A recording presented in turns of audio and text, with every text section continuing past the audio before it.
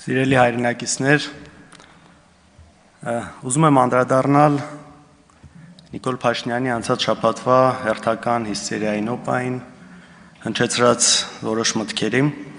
Եթե նկատել եք, օրինակ, արդեն նա այդքան այդ ջղաձգումների մեջ չի հայտնում, երբ նրան անվանում են թուր կամ դավաճան, ձեզ հայտնի որակումները, որը հաճախ տրվում է, կարծես դրանից նա այդքան խնդիր այլևս չունի, միգուցե հասկանում է, որ այդ պիտակը այնքան է նրան կպել, որ այստեղ անիմաստ է պայքարել, բայց այդ կոռուպցիայի հարցը նրան բավական մտահոգում է եւ այստեղ երևի թե տեսնում է, որ դեռևս հնարավոր է ինչ-որ բան անել։ Ուրեմն ինչպես են որակում, երեք նայում է Սրբուհի Գալյանի հարցազրույցը, ասում է ընդդիմությունը սադրել է եւ եղել է սադրանքի պատասխան։ Իսկ սադրելը որն է, երբ որ ընդդիմադիր պատգամավորը հարց է բարձրացում, կոնկրետ հարց, որը պահանջում է պատասխան, ու այդ պատասխանը չի տրվում ու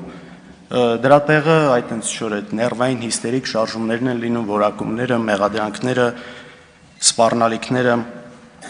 Հիմա ուզում խոսել նոր գիտահարապետարանի դեպքից,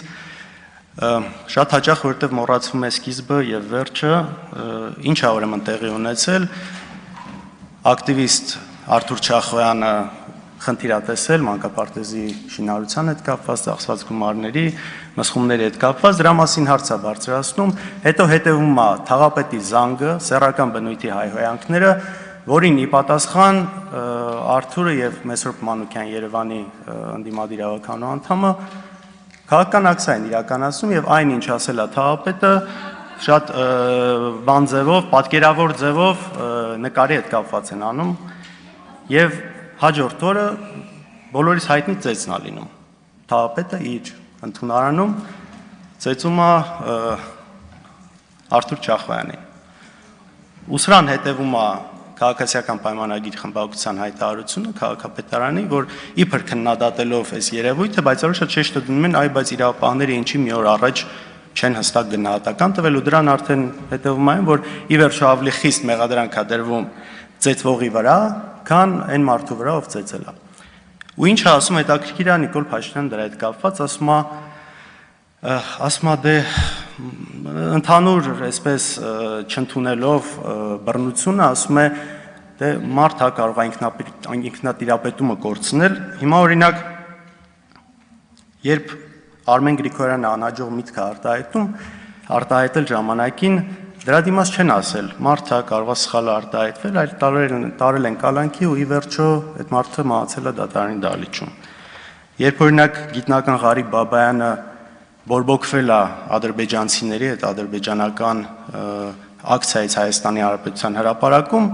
չեն ասել մարդը տուն-տեղ կորցրած, ամեն ինչ կորցրած ու սխալ բան չի էլ ասում, այլ կալանքի միջնորդություն են ներկայացնում, անում են դատարան։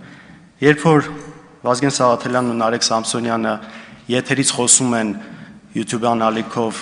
բավական բաց այս իշխանությունների մասին չեն ասում։ Մարդեն ի վերջո էլի սխալ բան երևի թե չեն ասում, այլ տանում են կալանքի մի հատ էլ sense դեմքը սեղմելով ասֆալտին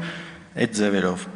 Կա Սարգսի Օհանջանյան եւ Նարեկի Մութաֆյան դեպքը։ Նույն ձև դատավորին ասել են օրինակ դուք ձեզ համարում եք Նիկոլ Փաշինյանի որակումները ընդունում եք, վնգստացող դատավոր համարում եք, տարել են կալանքի 2 ամիս կալանք, մինչև հիմա էլ կարծեմ գործը գնում է։ Զոհվածի ծնողի հետ կապված դեպքը, իմ հետ կապված դեպքը,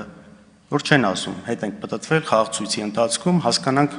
լացող աղջկա ձայնը ինչից է գալիս, չէ, ոստիկանական մեքենայի մեջ խոշտանգում, հետո կալանք, հետո մնացած գործերը։ Հիմա այս ամեն ինչի վերաբերյալ ասում են դե մարդ է։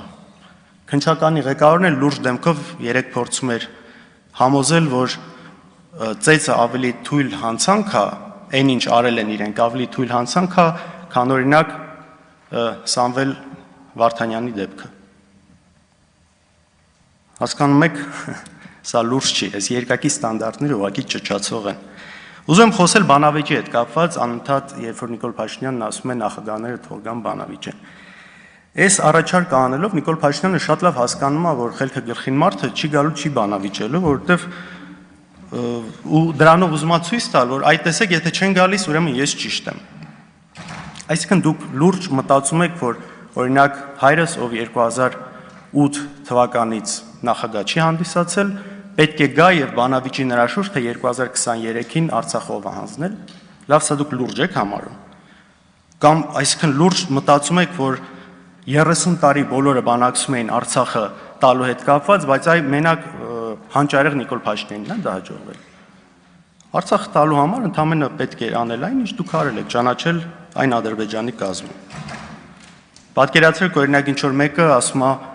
լուսնի վրա կյանք կա, այ գիտնականներ, աստրոֆիզիկներ, եկեք բանավիճենք դրա շուրջ։ Նրանք ասեն, դու հիմար չես։ Ու ինքը ասի, այ տեսակ իրանք չեկան, ուրեմն ես ճիշտ էի։ Ասում է ամեն գյուղ գնում եմ, ամեն տեղ գնում են, ասում են ինչի Քոչարյանը նստած չի։ Դուք գիտեք մեզ ինչ են ասում, ինչ որ տեղեր են գնում։ Ասում են, այս անհայրենիք դավաճանների միջև հիմա ոնց է ազատության մեջ են մի բան էլ շարունակում են իշխանության մնալ։ Բայց ի տարբերություն շատ ասածների, այստեղ Նիկոլ Փաշինյանի ասածի մեջ ճշմարտություն կա եւ դա ունի պատճառ։ Ինչն է պատճառը, որովհետեւ տարիներ շարունակ շատ երկար, շատ մեծ ստի դոզա է այսպես տարածվել ամբողջ հանրության վրա եւ շատ բաներ մտել է շատերի գլուխը։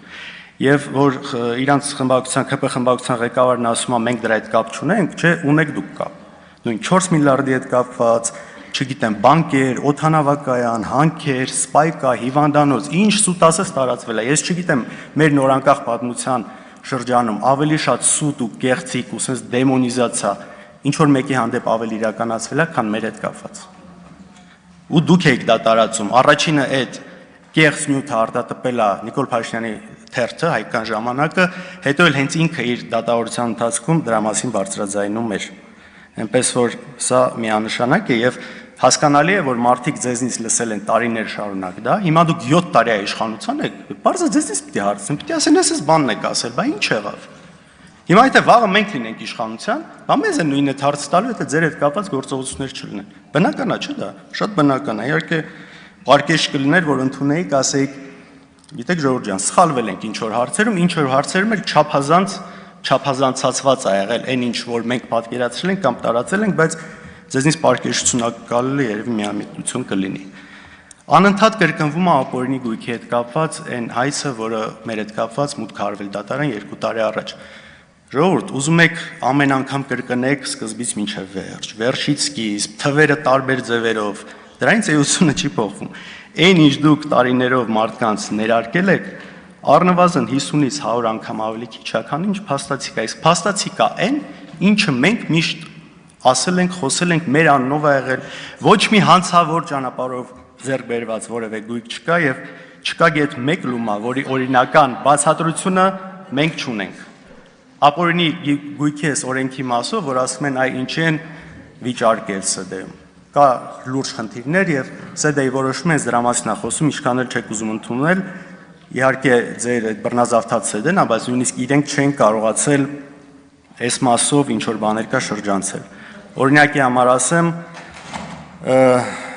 որ կան ընկերություններ, որ ասում են մարդ 7000 մեր գործով չէ, ընդհանրապես 7500 դրամ օրինակ չի ունեցել ՍՊ-ում ՍՊ բացելու համար։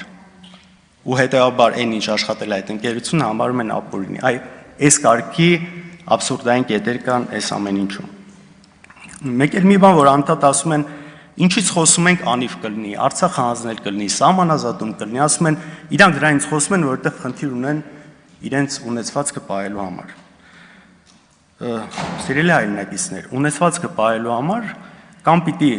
խելոք վերընկնես տեղդ, փորձես լեզու գտնել իշխանությունների հետ, կամ պիտի ամեն ինչ վաճառես, թողնես գնաս։ Մենք ոչ մեկն ենք արել, ոչ մյուսն ենք արել։ Ու իմիջիալուց նման բան անողներ եղել են, օրինակները բոլորիդ հայտնի է։